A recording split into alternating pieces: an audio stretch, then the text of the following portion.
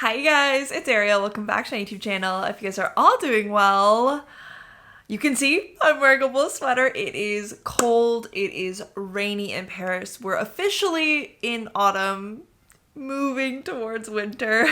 It's also the most annoying season in Paris to do your laundry because it's very rare to have a drying machine in your apartment. We don't have one, for example. And for the past 3 days, I've been trying to do the laundry that we've accumulated, but it takes like 48 hours to dry on the drying rack between like the humidity in the morning and the rainfall throughout the day. So yeah, the reason I'm thinking of laundry actually is because I just got back yesterday from the team building weekend with my basketball team. I don't know if you guys remember, I mentioned it probably 4 months ago. But yeah, I just got back from that. I want to tell you all about it because it was so much fun. But before that, I have so many other topics of everything that happened last week. One thing that didn't happen last week, but that I wanted to mention, because I forgot about it when I was talking about Canada. And it's just a decision that I made that I wanted to share, I don't know, and let you guys know about. But basically, when I was in Canada, I was talking with my brother, and my brother and I are very similar. I don't think I've ever featured him on my channel in the same way that I have my sister, because my sister's actually come and visited me.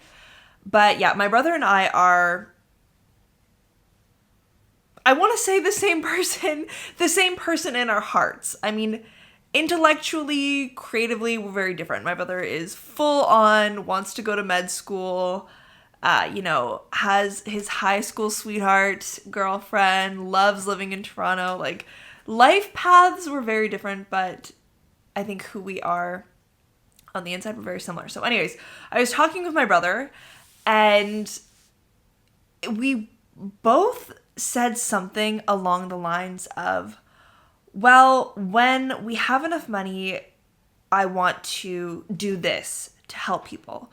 So for me, for example, I say this all the time to my friends and my family. I think I've mentioned it once or twice on this channel, but I would really like one day to open an association, a type of homeless shelter where you would have everything, like a holistic homeless shelter, where of course you would house people and feed people in need, but also give access to a wardrobe, like a professional wardrobe, and mental health support and professional development support.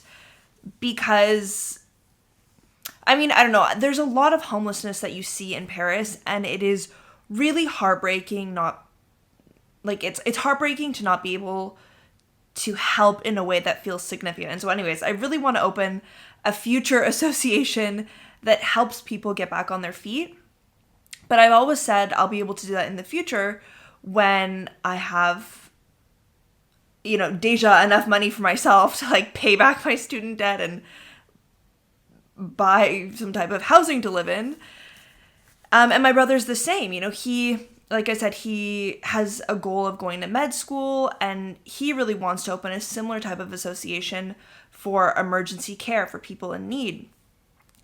And what struck me about that is that we both said, when we have enough money to support ourselves, then we can start giving back to the community.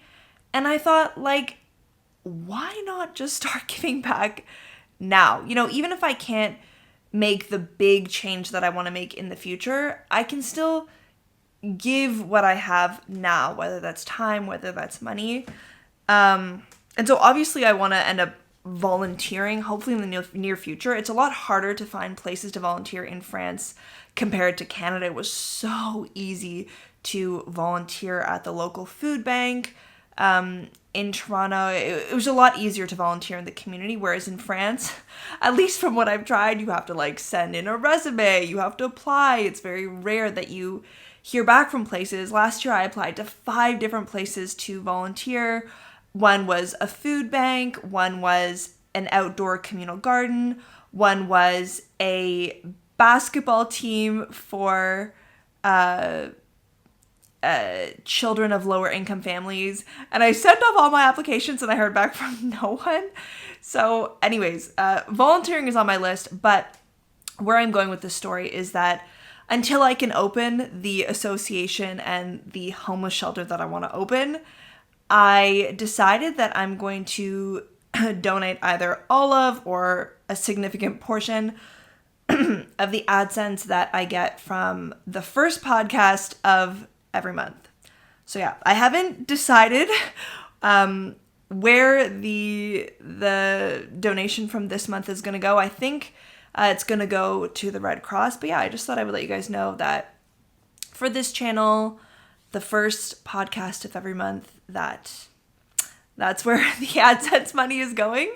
And I was thinking I would do a recap like every 4 months. I would let you guys know, how much and who we donated to. I say we because, obviously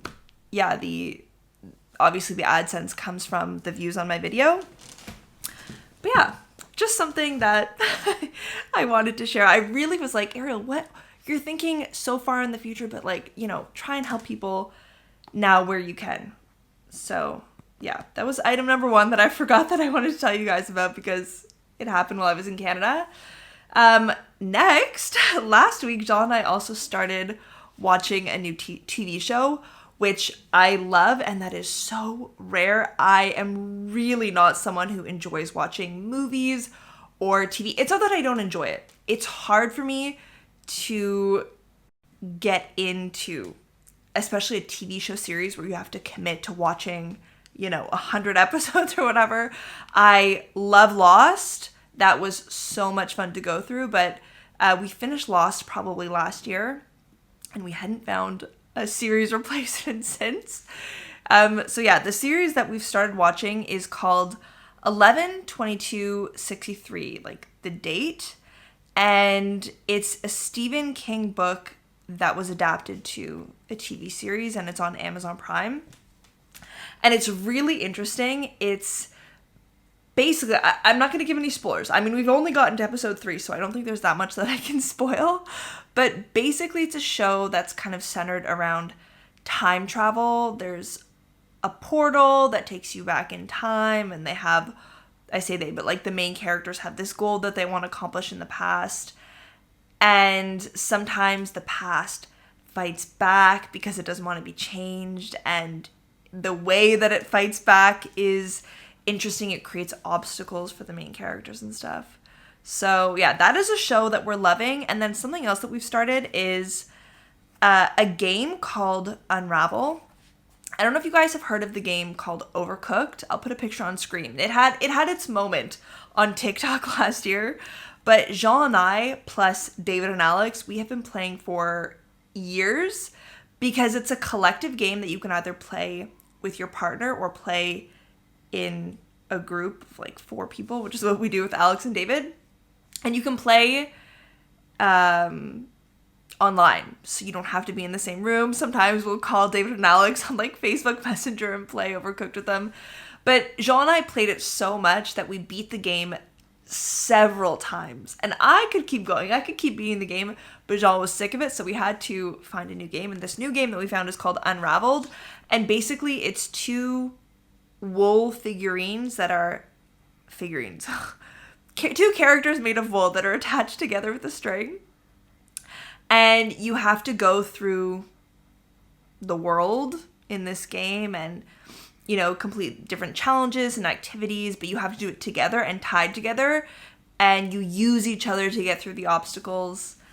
So yeah, I just thought I would mention it if anyone else likes to play collective games. Sometimes it's hard because Jean and I love playing board games, but you can't really play a lot of board games with only 2 players. And so these kind of video games we found are kind of fun for both of us because Jean obviously enjoys playing video games and I like games in general. So yeah, if you're looking for a collective game, I highly recommend, and also Overcooked as well. It's on Nintendo Switch, and I think the price of Overcooked was like $5. So definitely worth it if you're looking for a new game to play at home with your partner, your family, or a friend. Even when we go home to Canada, John brings his Switch and we have 4 controllers and we'll set it up and play with everyone. So highly recommend. Oh, I thought I would give you guys an update on my Italian lessons. We're nearing the end of month 2, so I'm almost done the sprint challenge that I was doing with Lingota. And honestly, you guys will see because I have the whole video that I'm making about it, and I don't want to spoil the progress, but I don't know, the past maybe 3 or 4 lessons, I have felt so good about my progress, so good about myself.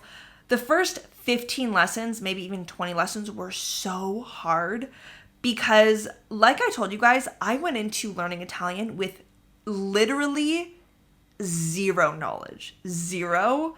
And when I compare myself to the other students that I have in the classes, some people took Italian for a year in high school. Some people actually moved to Italy and are trying to learn the language via Lingota. There have been a couple people that I have met in class who have an Italian fiance or Italian friends, and they're learning to, communicate with the family that speak Italian. And so anyways, my point is, most people who do the sprint or most people who sign up for these language classes have either some type of basic knowledge of the language, or have people that they can practice with on a daily basis, or are already living in Italy and at least can hear or practice basic communicating at like the grocery store, the coffee shop, and all that. So yeah, my case is really different, I think, from most people, and it's been really hard because at the start, the lessons are obviously taught in Italian, and the teachers are great. Like, they speak very slowly, they're very enthusiastic, and they're incredibly patient. It was actually so funny because my second class, I felt terrible about myself because the first 2 classes, I didn't go into them having looked at the material beforehand or reviewed the lesson plan, because you can access the lesson plan before you go into class, and I didn't look at it before the class, and I was so lost. It was a grammar class, and the people in that class were significantly better at speaking Italian than I was, because it was literally the second class that I'd taken my entire life. And the teacher actually, once the class was over, she said, "Arielle, why don't you stay behind and we'll just like quickly chat about how you can, what you can do to improve and your progress and stuff." And she spent those 10 minutes really encouraging me and was just so supportive. And it was really nice to hear because I was borderline on the verge of tears. And after that second class where I felt terrible about myself, I went into every class after that, having completely reviewed the lesson plan. And it was really hard at the start because the lesson plans are also written in Italian. I mean, it's not complicated Italian. It's obviously written for beginners, but it's still Italian that I don't know. And so at the start, it would take me 2 or 3 hours to go through, to translate everything, to do some of the exercises before going to class.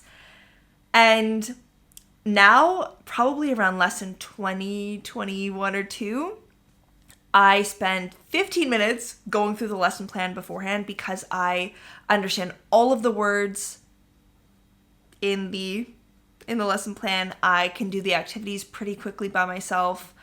And so to be able to see the progress, but also be able to reduce the amount of time that I spend on learning Italian, because before it was literally 3 hours a day. It was really overwhelming. And at this point, I really do have a good base knowledge and basic vocabulary to be able to actively participate and understand and actually speak to the teachers. So Italian lessons are going really well. I cannot wait to show you guys that progress. And I'm going to keep it up. After the sprint, I think the sprint ends in 1 or 2 days, I'm going to continue doing the lessons, because that's actually where I saw the most progress, is when I had a lesson every other day or even every single day. I was able to progress so much faster and retain the knowledge and the vocabulary that I was learning. And I'm actually going to see my aunt and my uncle soon, who are Italian, okay? They speak Italian fluently, they speak Italian often, And I want to put it to the test and see if I can have a conversation with them, like a proper, normal conversation that's not, hi, my name is Arielle, with them. So yeah, you can see all that in the update video when I finally put it out. But classes are going fabulously. And I was actually thinking, because I really want to find a way to try and speak Italian more often in my daily life instead of just with the teachers and through Lingota. So I was thinking of, there's a couple of, Facebook groups for expats in Paris, seeing if there were other people who were interested in speaking Italian and maybe once a month meeting up and going to have dinner in an Italian restaurant and talking in Italian and stuff. So yeah, that's what I'm thinking about, because I really am missing that piece of being able to speak the language that I'm learning until obviously I travel there or move there. So yeah, just some ideas. If you are in Paris and you'd be interested in doing a monthly Italian dinner, let me know. Oh my gosh, okay. The next topic is not dramatic, but it's something that I've been thinking about more and more often. You guys already know that I've talked about a couple situations that involved friends and their new partners and how it can cause some conflict or tension in our friend groups. And what I'm noticing is that I think it's the fact that I'm almost 30, and so are most of my friends, that people truly are ready to settle down and want to settle down, especially a lot of the men that I know in my life.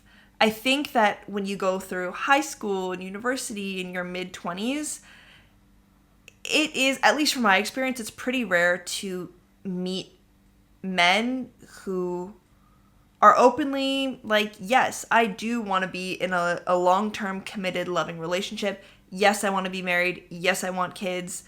Yes, that's what I'm looking for. I'm looking for a long-term committed relationship.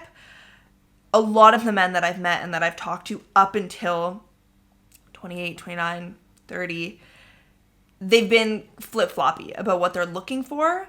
And I've just noticed recently that literally 99% of the men that I know in my life, like friends and stuff in Paris, they have been actively looking for a life partner, and most of them are now in relationships, if not serious relationships.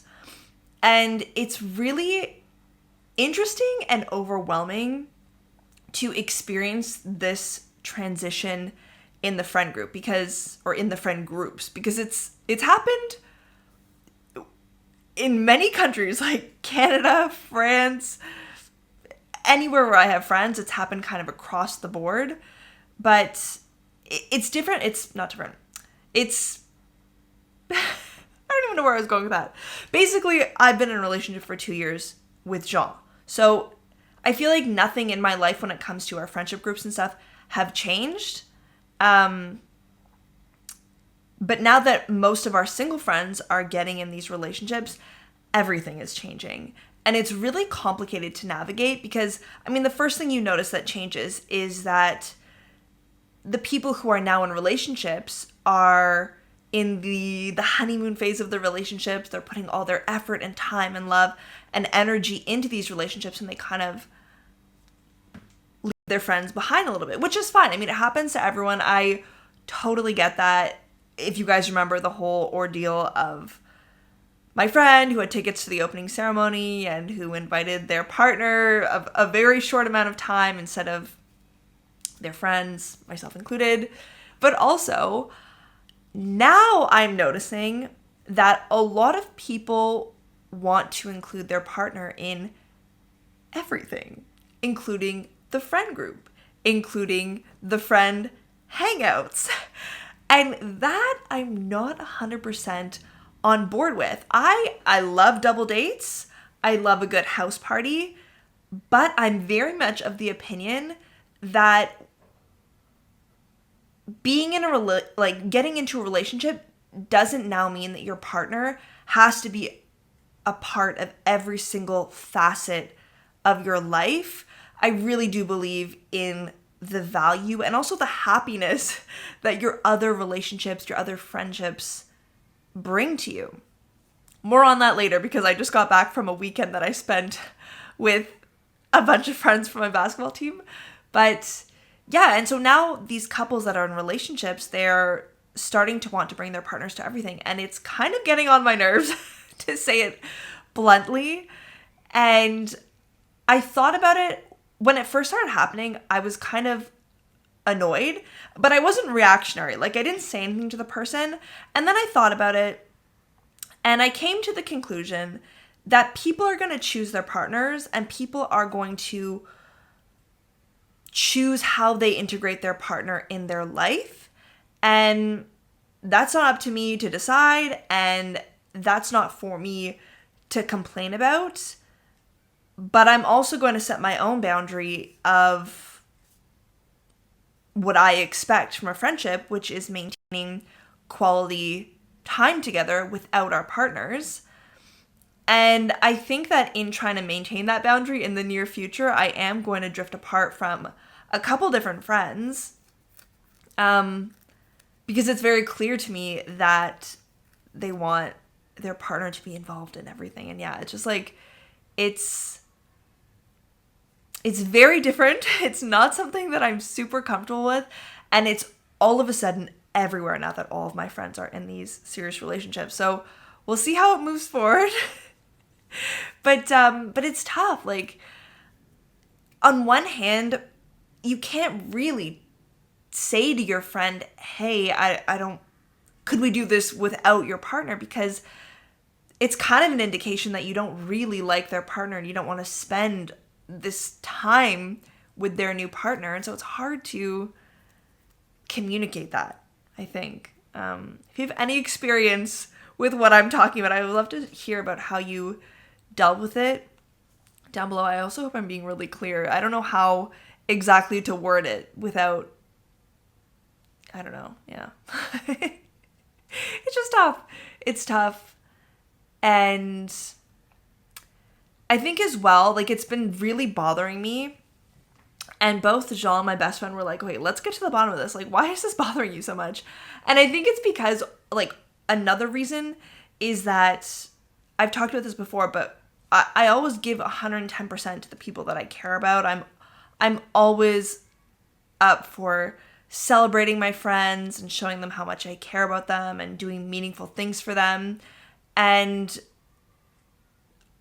when you get in a relationship, you kind of do have to split your time between your friends and your partner. And you do shift time away from your friends to your partner. Like, you're obviously adding a whole new person to your life. So there is this shift where people do spend less time and love and effort on their friends and give some of that to their new partner. But feeling that change and feeling that people are giving less into your friendship with them is tough. So yeah, that's where I'm at in this new phase of life. I think it'll be interesting to go through winter, because it's kind of the season when everyone snuggles up with their partner. It's cold, the sun sets really early, you want to feel cozy at home and stuff. So we'll see how it goes, but I'm kind of tackling that this new phase.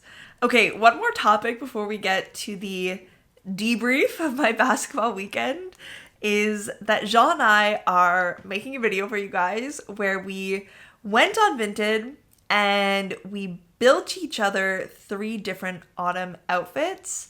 And we're going to try them on in the video. We're going to assess each other's outfit picking abilities. And then we're going on a double date with Jean's parents, actually, who are going to come visit us and Jean's sister in Paris.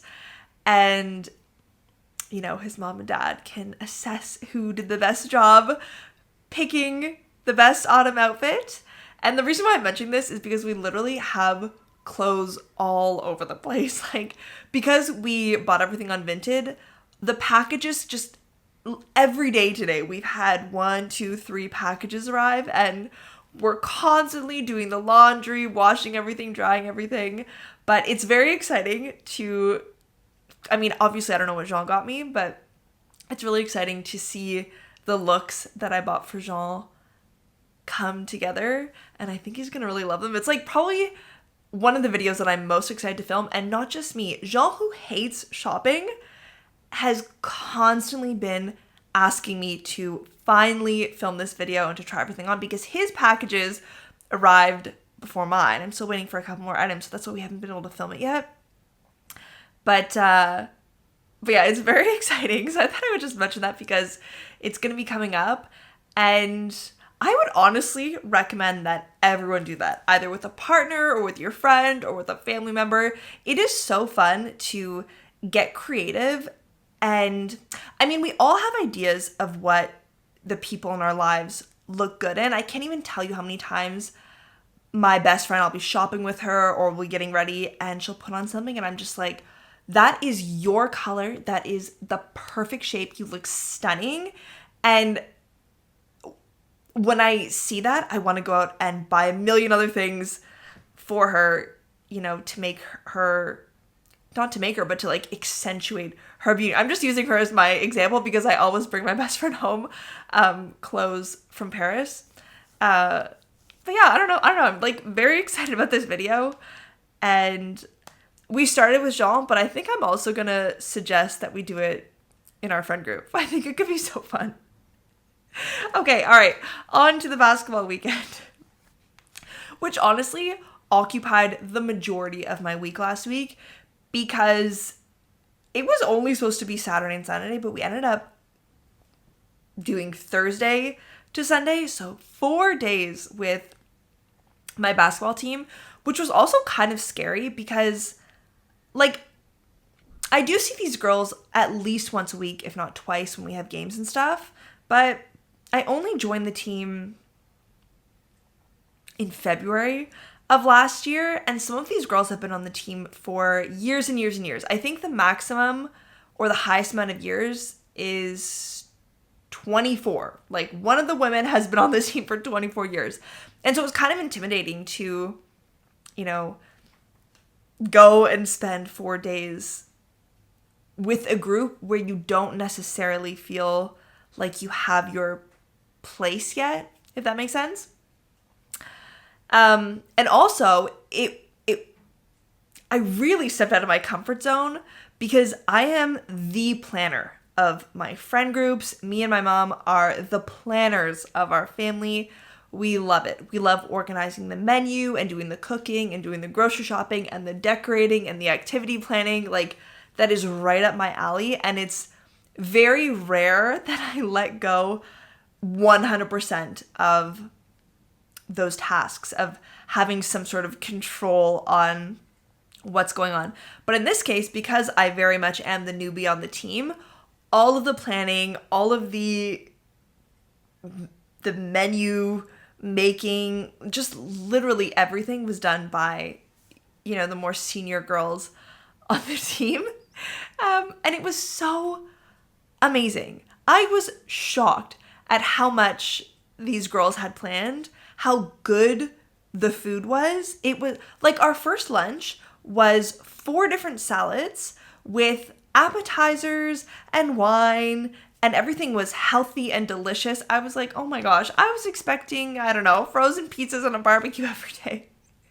But no, that was so good. And every day we were booked 9 a.m. to 6 a.m. Okay, like we would be up, you know, at the crack of dawn, having breakfast together, and then going to play basketball or going to play beach volleyball or going on a hike through the Calanque.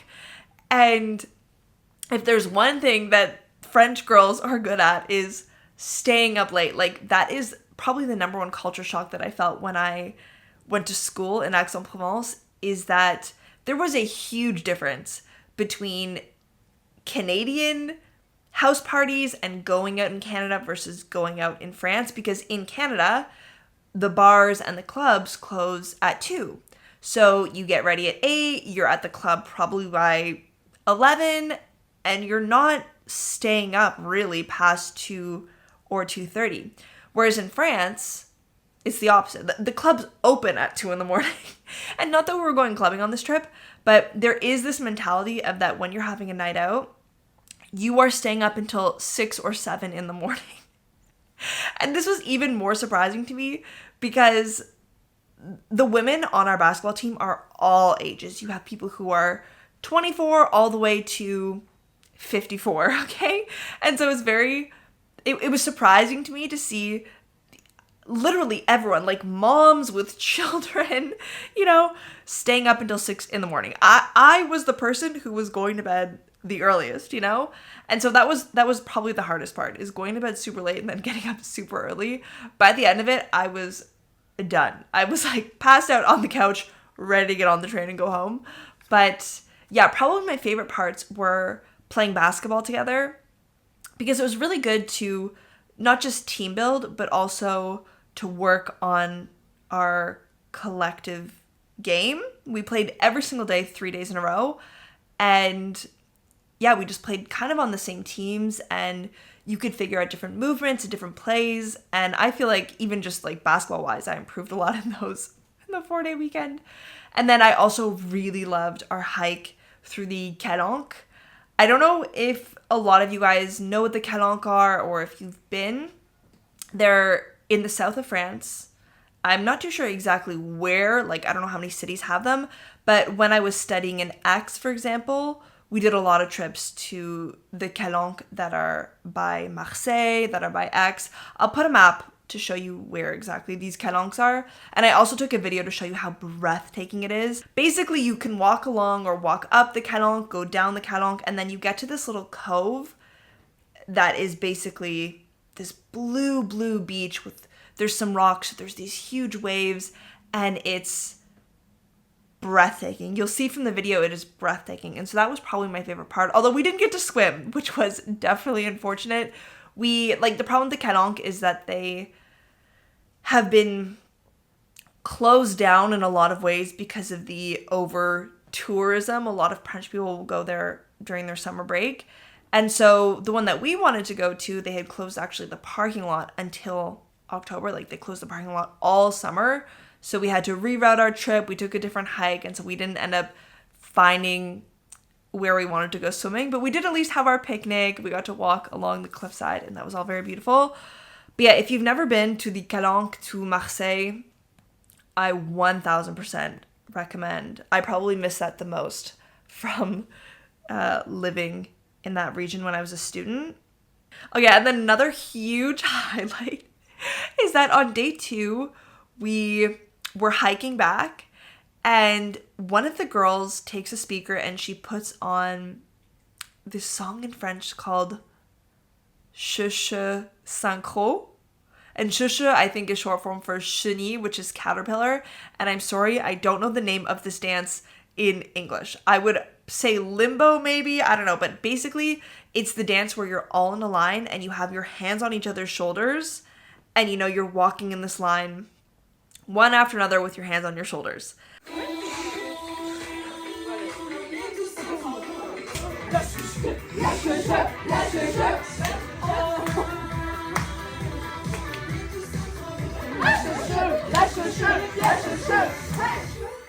And this song, the chenille, has a dance to it. And so we listen to the song, we learn the dance, and the lyrics are so catchy, they're addictive. And so every single day, every single night, whenever we needed an energy boost or like a pick-me-up, we played this song full blast and got in our lineup and danced it together. Again, I have a clip that I'll show you guys, I'll put on the screen.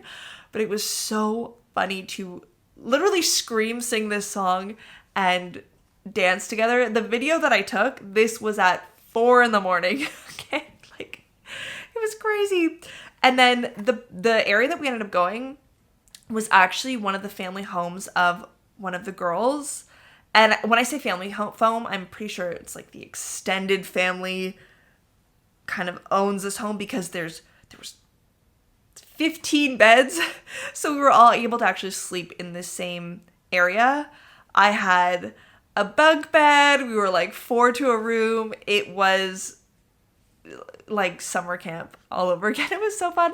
And actually on our way back, we were all so tired on the train, just completely ready to zonk out. And as we were getting back to Paris, I turned to the other girls and I was like, I am tired, but I'm gonna miss going to bed and waking up with you guys. I'm gonna miss seeing you every single second of every day, like we've done for the past 4 days. Like, that's how good of a time we had. And one thing that it really reminded me of is it reminded me how much I miss having a group of girlfriends, or even just my best friend with me in Paris. I have said this a million times, but most of my friends for the past couple years have been men, because I joined the male basketball team and we all became really close friends.